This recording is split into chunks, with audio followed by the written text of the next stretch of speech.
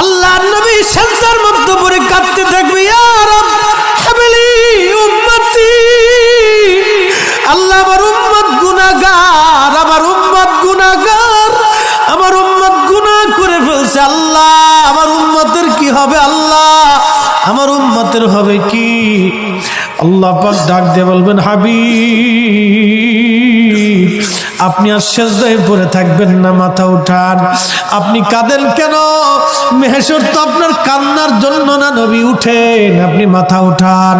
আপনার জন্য আরশে মুআল্লার ডানে একটা কুরসি পেতে রাখছি, একটা চেয়ার পেতে রাখছি, একটা আসন রাখছি, আপনি নবী সেই আসনে বসবেন। আপনি মাথা উঠান, আপনি আমার হাবিব, আপনি আমার বন্ধু, আপনি আর কাঁদবেন না। হুজুর আপনি মাথা উঠান। আল্লাহর নবী তখন বলবে, ইয়া রব হাবলি উম্মতি, আল্লাহ আমার উম্মত গুনাহ করছে। আল্লাহ ডাক দিবে, হাবিব আপনি মাথা উঠান।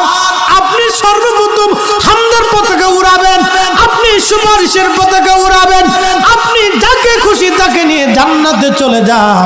একবার জোরে বলা যাবে কি সুবহান।